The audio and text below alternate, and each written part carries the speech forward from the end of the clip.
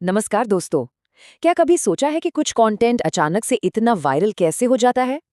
आज के इस एक्सप्लेनर में हम उस सीक्रेट डेटा बैक्ड प्लेबुक को डिकोड करने वाले हैं जो 2026 के एडवांस्ड एआई और ऑटोमेशन का यूज करके लिटरली करोड़ों व्यूज ला रहा है। जरा इस नंबर पे ध्यान दीजिए। 34.16%। पीयर रिव्यूड डेटा ने अब ये प्रूव कर दिया है कि नॉर्मल ट्रेडिशनल पोस्ट के मुकाबले एआई जनरेटेड कंटेंट पर एग्जैक्टली इतने ही ज्यादा लाइक्स आते हैं। ये कोई तुक्का नहीं है, ये प्योर मैथ और साइंस है। तो चलिए देखते हैं कि आज हम क्या क्या कवर करेंगे। हम AI virality, the 3 second retention loop, 2026 का AI video stack, faceless niches, automation playbook और आखिर में इनके चैलेंजेस के बारे में बात करेंगे। आगे बढ़ते हैं। सबसे पहले आते हैं सेक्शन 1 पर, the AI virality phenomenon backed by data and billions of views. अब इस स्लाइड पर ये डेटा बहुत ही इंटरेस्टिंग है। ये दरअसल एक साइंटिफिक आर्किव स्टडी का एम्पिरिकल रिग्रेशन मॉडल है। आसान शब्दों में कहें तो ये साफ दिखाता है कि एआई कंटेंट मैथमेटिकली ज्यादा रीट्वीट्स, लाइक्स और इंप्रेशंस ड्राइव करता है। ये सोशल मीडिया एल्गोरिदम्स को डोमिनेट करने का एक प्रूवन फॉर्मूला बन चुका है। और देखिए, ये सिर्फ एकेडमिक रिसर्च तक सीमित नहीं है। लोगन फॉरसाइट्स जैसे टॉप स्ट्रैटेजिस्ट का ही एग्जाम्पल ले लीजिए, जिन्होंने सोशल मीडिया पर 8 बिलियन से ज्यादा व्यूज जनरेट किए हैं। वो कंप्लीटली इसी डेटा बैक फिनोमिनन पर डिपेंड करते हैं ताकि हर महीने मिलियंस ऑफ व्यूज की गारंटी दे सकें। Section 2, the 3 second retention loop, mastering the psychology of the hook.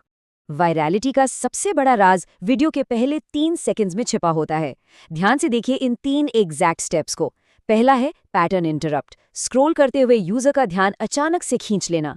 दूसरा है साइकोलॉजिकल ट्रिगर, जैसे कि फोमो या कोई हाई स्टेक्स ट्रांसफॉर्मेशन दिखाना। और तीसरा है ओपन लूप, जो ऐसी क्यूरियोसिटी जगाता है कि लोग वीडियो छोड़ ही नहीं पाते। यहाँ पर द 5x रूल बहुत स्ट्रांगली अप्लाई होती है। इसका सिंपल मतलब है कि ऐसे कंपेटिटिव वीडियोस को ढूंढना जो अपने फॉलोअर काउंट से 5 गुना ज्यादा परफॉर्म कर रहे हों और उनके प्रूवन हुक टेम्पलेट्स को मॉडल करना, जैसे कि ये template, expert explains how to do this legally. ये साइकोलॉजिकल अप्रोच लिटरली हर इंडस्ट्री में वाइल्ड फायर की तरह फैलती है। आगे बढ़ते हैं सेक्शन 3 की तरफ, the 2026 AI video stack, choosing the right engine. अब ये समझना जरूरी है कि कंटेंट क्रिएट करने के लिए हर काम का एक स्पेसिफिक टूल होता है। अगर स्पेशल टेम्पोरल एक्यूरेसी और सिनेमैटिक फिजिक्स चाहिए तो क्लिंग 3.0 बेस्ट है, लेकिन अगर प्राइवेसी और वाटरमार्क फ्री आउटपुट चाहिए तो WAN 2.6 चुनना पड़ेगा। लूमा 2.5 और विडू जैसे टूल्स भी स्टोरी बोर्ड्स और वायरल VFX के लिए परफेक्ट ऑप्शंस हैं। लेकिन एक सेकंड रुकिए, इन ओपन सोर्स मॉडल्स को यूज करके क्लाउड फीस से बचने के लिए सॉलिड हार्डवेयर होना जरूरी है।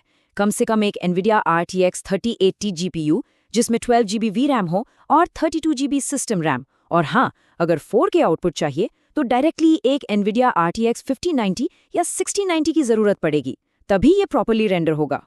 Section 4, winning faceless video niches, high engagement content pillars. चलिए देखते हैं कि ये टूल्स प्रैक्टिकली कहाँ सबसे ज़्यादा प्रॉफिटेबल हैं। 2026 के इन एक्सप्लोडिंग नीशेस को देखिए। इंसेक्ट POV, जो प्योर क्यूरियोसिटी जगाता है।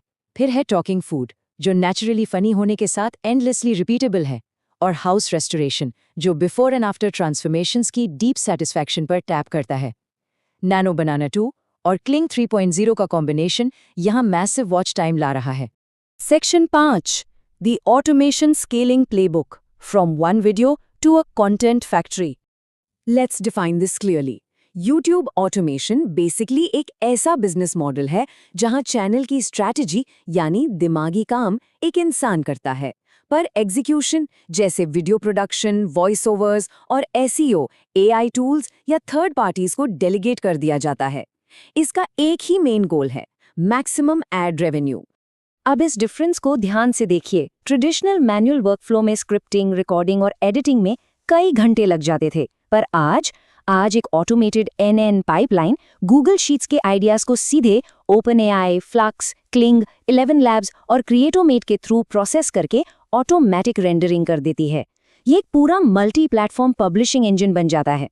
काफी माइंड ब्लोइंग, राइट? लेकिन ये फैक्ट्री चलती कैसे है? स्ट्रैटेजी बिल्कुल क्लियर है। हर महीने कम से कम 30 वीडियोस जनरेट करें, फिर इंस्टाग्राम ट्रायल रील्स के जरिए 3 अलग-अलग हुक्स को स्प्लिट टेस्ट करें और आखिर में जो हुक सबसे ज्यादा चलेगा बस उसे उठाकर बाकी सभी प्लेटफॉर्म्स पर पब्लिश कर दें। ये टेस्ट एंड स्केल मेथड ही अल्टीमेट लीवर है। और अब आते हैं अपने आखिरी सेक्शन 6 पर, challenges of YouTube automation, the reality check.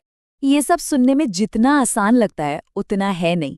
Social platforms आजकल बहुत एक्टिवली मॉनिटर करते हैं।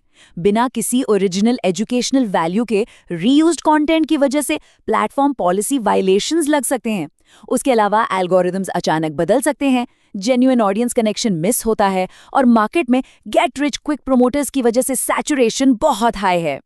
तो इन सब बातों के बाद सबसे बड़ा सवाल ये उठता है, जब एआई जनरेशन टूल्स और ऑटोमेशन पाइपलाइंस आगे चलकर हर किसी के लिए एक्सेसिबल हो जाएंगे, तो क्रिएटर्स के बीच असली डिफरेंस क्या रह जाएगा? एक फुल्ली ऑटोमेटेड डिजिटल इकोसिस्टम में ह्यूमन क्रिएटिविटी का अगला फेज कैसा दिखेगा? एक बार इस पर जरूर सोचिए। आज के इस एक्सप्लेनर के साथ जुड़े रहने के लिए बहुत बहुत शुक्रिया।